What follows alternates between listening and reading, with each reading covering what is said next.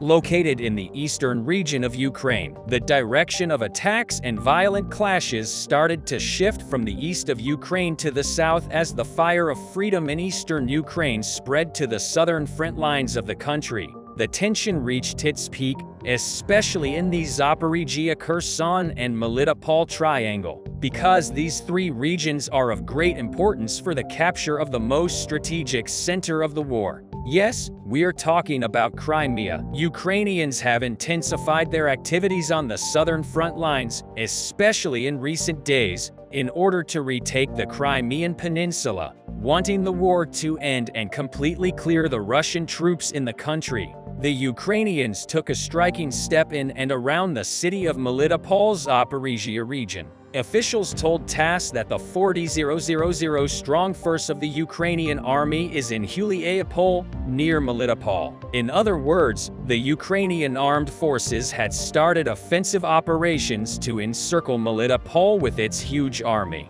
When we look at the topographic map, we can see that there is a distance of 152 kilometers between Mariupol and Melitopol. The situation shows us the possibility of Ukrainian partisans to support the huge 40,000-strong Ukrainian army in Mariupol because, as you know, Ukrainian partisans are taking active offensive missions intensively, especially on the southern front lines of Ukraine. Ukrainian partisans provide not only operational but also intelligence data to the Ukrainian armed forces. On the other hand, the distance between Zaporizhia and Mariupol is about 120 kilometers. So in any case, the Ukrainian forces could get support from both Zaporizhia and Ukrainian partisans in Melitopol for their 40,000-man army in Mariupol to completely encircle Melitopol. Also, local officials pointed out that there are several communities in the area with the name of Prishib. The group in question is located in the Sinelnikov district of the Dnipropetrovsk region, not far from Mariupol, which still exists as a popular force on Ukrainian soil. And it is known that this group still plays an active role in the village of Prishib in the Nikolaevskaya district of the Zaporizhia region, 50 kilometers from Melitopol. Russia's situation in Melitopol was seriously endangered due to Ukraine's latest military initiative in this region.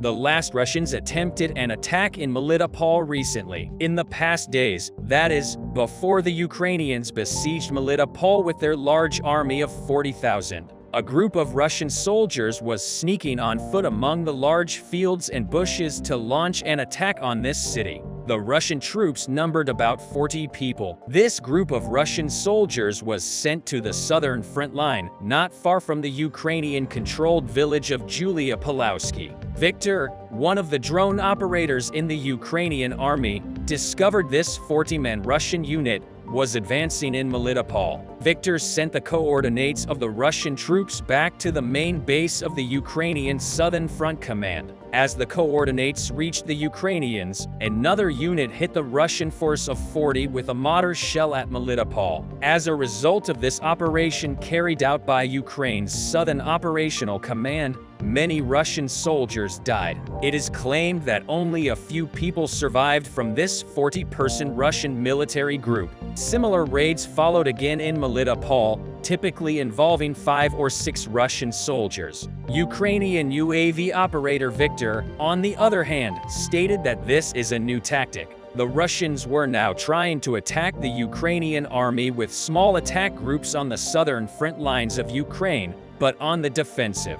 Victor's Special Air Intelligence Unit, known as Vortex, still operates from a series of forward trenches dug around Julia Polska. It is unclear whether Russia will be able to launch a decisive attack here or elsewhere in the east. Russian forces are slowly advancing so far, including a few villages in the northeast by the Russian border. The Russians have made only incremental gains these days. The top priority of the Russian troops is actually to capture Bakhmut, where clashes have been going on for months. But the war can be decided in the critical area in southern Ukraine right now. Both sides built deep defensive positions along a snake-like front line throughout the Zaporizhia region. If Russia is to encircle the Eastern Army concentrated in the Ukrainian garrison cities of Kramatorsk and Sloviansk, it must break through Mariupol and sweep north. But as you know, there is currently a huge army of the Ukrainian armed forces in Mariupol. In other words, it is not possible for the Russians to realize this aim for now. Meanwhile, to encircle Melitopol, the flat terrain at Mariupol is most likely the site for a Ukrainian counterattack. Military analysts expect this to happen in late March or April. The aim will be to break through the Russian lines in these areas and liberate the occupied city of Melitopol. According to Russian bloggers, mercenary reinforcements from the Wagner Group were recently sent to the city by buses to prevent this from happening. Theoretically, if Melitopol falls, Ukrainian forces will be able to advance into separate directions. After a fierce siege, a broad front line could be opened towards the port of Mariupol, which Russia largely controls in the spring of 2023. On the other hand, some observers suggest an offensive south from Zaporizhia towards Melitopol to split the Russian fronts in return for the Ukrainian forces besieging Melitopol with a massive 40,000 strong army. Other war analysts await further maneuvers east of Lyman to retake the Luhansk Oblast, or there is talk of crossing the mouth of the Dnipro River to continue the reconquest of the Kherson Oblast. As activity continues in the south of Ukraine, Russian Foreign Ministry spokesperson Maria Zakharova confirmed that there are internal clashes within the Kremlin's inner circle and the Kremlin has handed over central control over Russian information space and that the Russian president, Vladimir Putin, apparently cannot fix this easily. Kremlin journalists, academics, and Novorossiya supporters held a forum in Moscow on the practical and technological aspects of information and cognitive warfare in monitored realities. During a panel discussion, Zakharova stated that the Kremlin cannot copy the Stalinist approach due to clashes between the ambiguous Kremlin elite. The forum came to the fore at the thought of Russia establishing a modern equivalent office to the Soviet Information Bureau to centrally control the internal information space. Zakharova's statement supported many of her long-standing assessments of the notable and deteriorating Kremlin regime and knowledge space control dynamics. It was clear that there was great friction in the Kremlin among key members of Russian leader Vladimir Putin's inner circle, with Putin over time handing over much of the Russian information space to various semi-independent actors. And it seems that Putin was unable to take decisive steps to regain control over the Russian information space. It was unclear why. Zakharova, a veteran senior spokesperson, openly acknowledged these issues in a public meeting. Zakharova may be the first to directly discuss these issues to temper Russian nationalist mill bloggers' expectations for the Kremlin's current capabilities to rally around a unified narrative and possibly even a unified policy. In addition, while the resistance movements continued in the occupied territories of Ukraine, the Moscow administration began to gather collaborative units in Crimea and listen to the phones of public employees. Residents on the peninsula were told to switch to Russian passports and were threatened that their cars would be confiscated if they did not do so. The aim of these efforts by Moscow was to gather volunteer units to counter the active resistance movements on the peninsula through the Russian authorities in Crimea and to close the police gap. The units Moscow is trying to create will patrol urban areas and hunt down residents who act as saboteurs and artillery. Scouts for Ukraine in the Mariupol and Kherson regions to the Russian regime is trying to threaten its control and orders public servants to hand over personal phones so that software to record their conversations can be installed in the occupied areas of Kherson Oblast.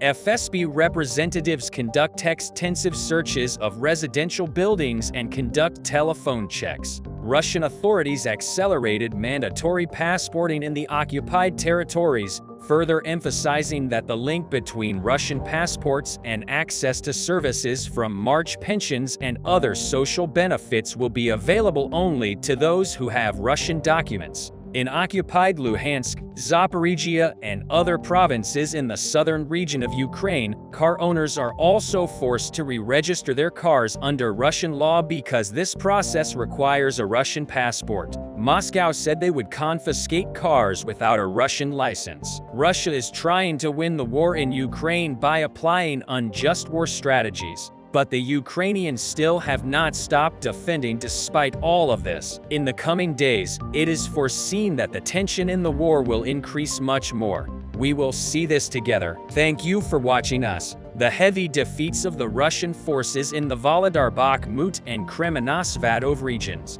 Ammunition losses caused the most elite Russian divisions to flee, surrender, or refuse to fight. Almost all of the Russian Navy elite 155th Marine Brigade was destroyed in the battles of Kherson and Volodar. In addition, the entire 1st Tank Army of the Russian Federation was heavily defeated in the Battle of Kharkiv, and only 30% of all the army's divisions survive. Now we see that 3 more Russian divisions are faced with a similar situation in Luhansk. Let's take a closer look at how the Russian divisions were wiped out from the Donbass region as divine justice. We strive to bring you the most striking news, collective and accurate information from the front by working hard day and night with our expert staff as quickly as possible. You can support us by subscribing to our channel. In recent days, the Russians' problems in terms of military ammunition as a result of the resistance of the Ukrainian forces were also reflected in the momentary situation on the front lines. Turning the situation into an advantage, the Ukrainian armed forces increased their pressure, especially in the Luhansk region. The 92nd Ivan Serko's separate mechanized brigade of the Ukrainian army destroyed the Russian army's ammunition depot in the direction of Svadov, one of the most critical front lines of the Luhansk region. The video of this striking attack was viewed by millions of users on social media. In the images of this offensive operation organized by the Ukrainian forces, the Russian arsenal, which was engulfed in flames as a result of the successful artillery fire of the Ukrainian forces, gradually burned to ashes. It was also claimed that after this incident, a Russian division in Stithof fled the region. Those who could not escape were reported to have surrendered to the Ukrainian forces. A Russian commander who made striking statements on the subject attracted a lot of attention. The commander of a Russian Bars 13 claimed that Russian operations in the Luhansk and Kharkiv provinces had been misjudged. In his view, determining the information conditions for the potential peak of the Russian offensive in this part of the front line was probably of limited scope. According to the Russian commander, Ukraine's significant expansion of its offensive area and continued active operations with reconnaissance and detection groups heralded the sad end. Such local offensive operations by Russian forces to regain lost positions and drive Ukrainian forces away from the Russian-occupied Svadov and Belgorod Oblast did not turn out as expected. For this reason, almost all of the 144th and 3rd Motor Rifle Divisions of the 20th Combined Arms Army in the Western Military District of the Russian forces, as well as the 98th, 76th, and 106th Russian Air Forces, could not find a way out along the Svadov-Kremenna line. For this reason, these Russian forces in Luhansk were neutralized as a result of the Ukrainian attacks, and some of them were claimed to have surrendered to the Ukrainian army. The attachment of the equivalent of 3 Russian divisions to a separate geographical area showed that the Russian forces aimed to prioritize this axis of advance and to make significant gains in this area. However, these 3 Russian divisions, which were faced with the crossfire power of the artillery attacks of the Ukrainians along the Svadov and Kremenna, were excluded from the war, having lost such a great military power.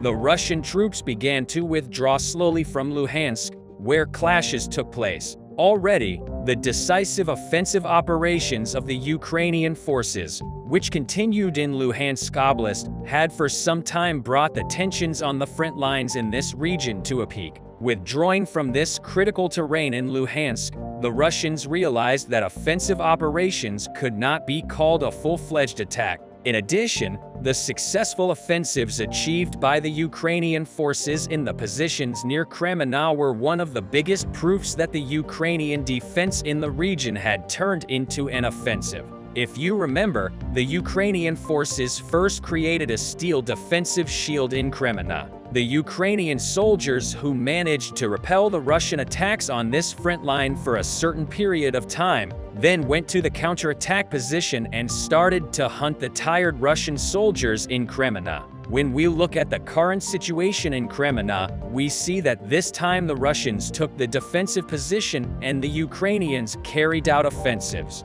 Russia's war with Ukraine has undoubtedly inflicted unimaginable human cost with hundreds of thousands of casualties. But economically and geopolitically, the effects of Vladimir Putin's decision spread far and wide. Russia primarily occupied Ukraine's capital, Kiev, and the country's second-largest city, Kharkiv. Kiev defied all the expectations of experts and put up impressive resistance. Eventually, this forced the Russian troops to make a temporary retreat. Russia's next goal was to control the Crimean Peninsula, which was illegally taken by Russia in 2014.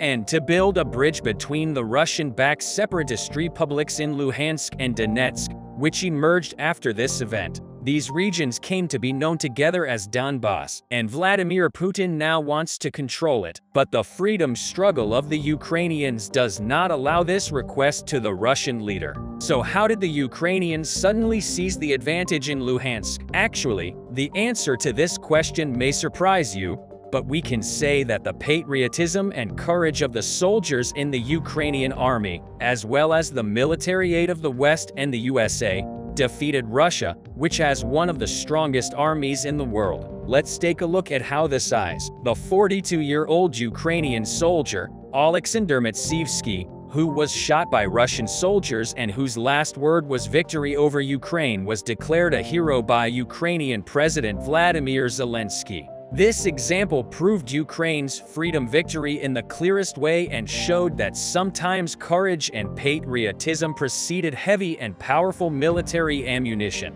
Zelensky awarded Matsievsky to the country's highest medal, the Hero of Ukraine, a man all Ukrainians would know, a brave soldier who will be remembered forever. It is believed that Matsievsky was killed in the city of Bakhmut, where he was serving as a sniper from the northern district of Chernihiv and where violent clashes took place. Makovsky's mother told the German media last week that Matsievsky worked as an electrician in Kiev, the capital of Ukraine, before the war. Here is a complete heroic story. This week, the Ukrainian forces bravely defending their own lands and continuing their war with the Russians with all their might managed to attract the attention of the EU. The EU took a critical step towards sanctions against those targeting Ukraine's territorial integrity. The European Union has extended sanctions against individuals and organizations targeting Ukraine's territorial integrity, sovereignty, and independence for 6 months.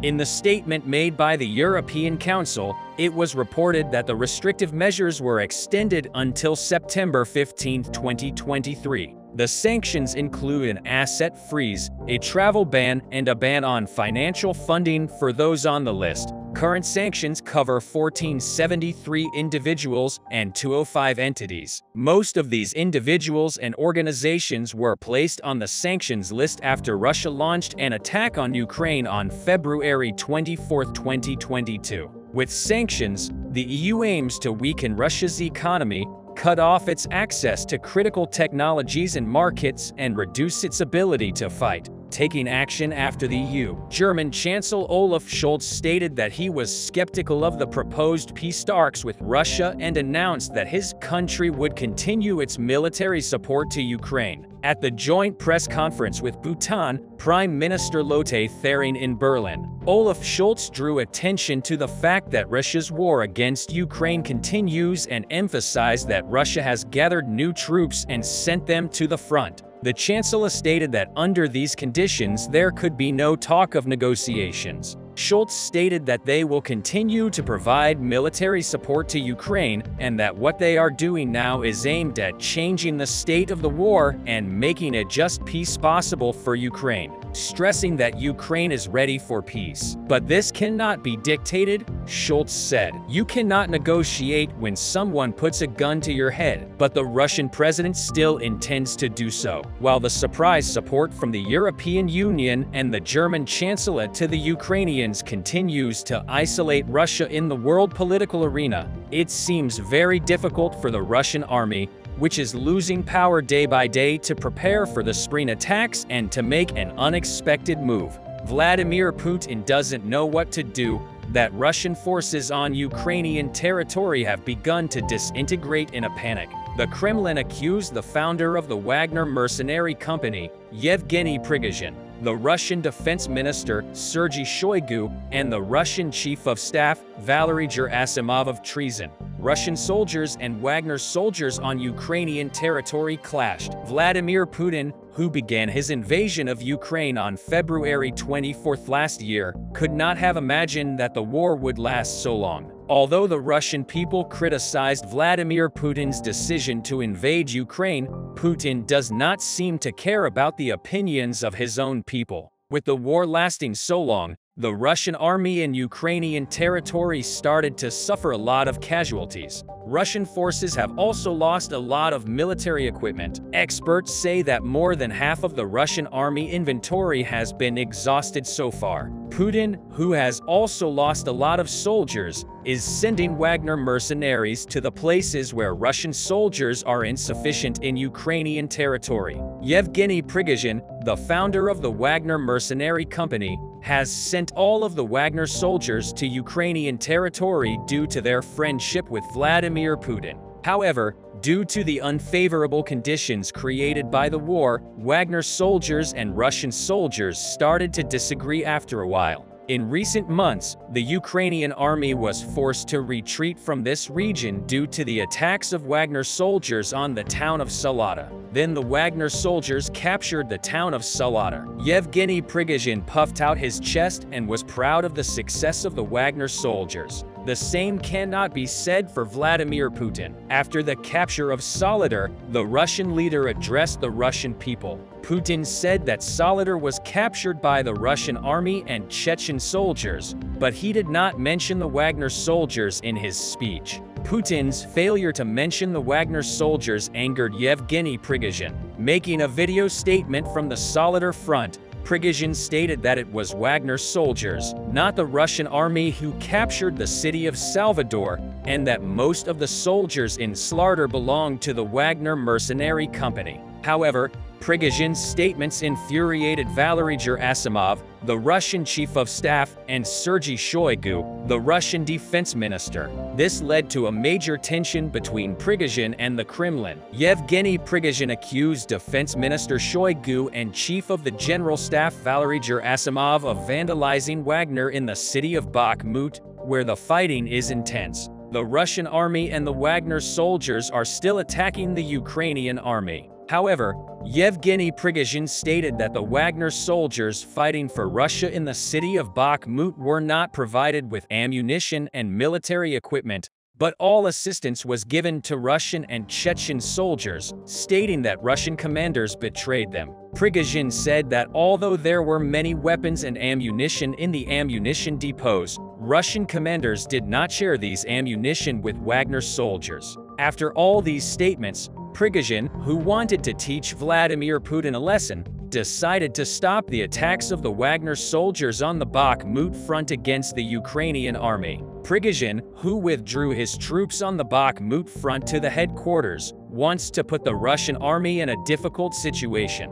However, Prigozhin's decision caused a big fight between the Russian troop commanders and Wagner soldiers forced to fight alone in Bakhmut. Russian soldiers were subjected to an offensive by the Ukrainian army late last night. Then Ukrainian forces realized that the number of Russian soldiers on the Bakhmut front was decreasing. They wanted to turn this into an opportunity and launched a large-scale military operation against the Russian army. As a result of the Ukrainian army's offensive, the Russian troops were forced to leave their positions and retreat from the front line, retreating 7 kilometers further back from the Bakhmut border.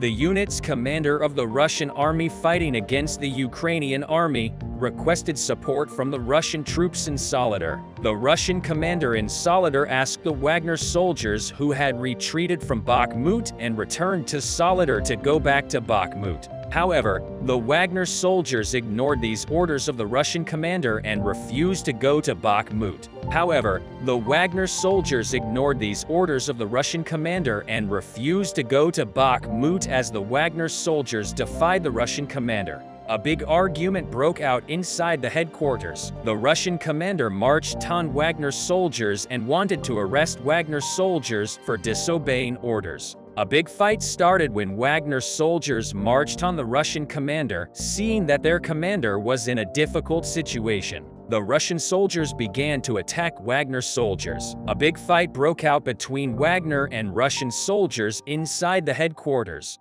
The soldiers punched each other for minutes, almost killing each other. However, the fight was ended by the intervention of a different Russian commander in the headquarters. The prolongation of the war has badly affected the psychology of Russian soldiers serving in Ukraine. None of the Russian soldiers who went to Ukraine to fight did not expect the war to last so long. But it is not only Russian soldiers who have been affected by the war. The Russian people have also been badly affected. But the start of the war, the sanctions and embargoes imposed on Russia by the US and Western countries have been very troublesome for the Russian people. Russian citizens who did not feel the impact of sanctions and embargoes in the first months of the war started to feel the impact of these sanctions. Towards the middle of the war, increasing inflation and deteriorating economy in Russia started to make Russian citizens uneasy.